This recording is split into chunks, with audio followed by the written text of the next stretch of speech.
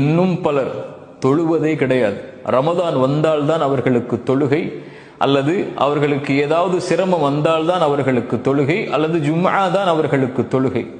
இவர்கள் காஃபிர்களா அல்லது பெரும்பாவிகளா என்று அவர்களை குறித்து நான் பேச வரவில்லை. இங்கே தொழுவதில் நேரத்தை தவறி தொழுபவர்களை அல்லாஹ் நேசிப்பதில்லை.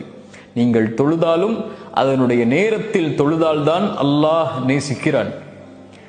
ஆனால் சமூகத்தோடு நிலைமையை யோசித்து பாருங்கள். நபிமார்கள் தொழுகை அதனுடைய நேரத்தில் தொழுதிருக்கிறார்கள். முஹம்மது ரசூலுல்லாஹ் ஸல்லல்லாஹு அலைஹி வஸல்லம் எம்முடைய தூதர் கடைசி தருவாயில் அவர்கள் செய்த அறிவுரையை நினைத்து பாருங்கள். அஸ்ஸலா அஸ்ஸலா, தொழுகை தொழுகை என் சமூகமே என்று சொன்னார்கள். மரணப்படுக்கை, எழுந்திருக்கிறார்கள், மயக்கடித்து கீழே விழுகிறார்கள். மறுபடியும் எழுந்திருக்கிறார்கள், மயக்கடித்து கீழே விழுகிறார்கள். ஒவ்வொரு முறை எழுந்திருக்கும் போது அல்லாஹுடைய தூதர் தன் மனைவியை பார்த்து கேட்ட கேள்வி, சமூகம் என் நபித்தோழர்கள் தொழுது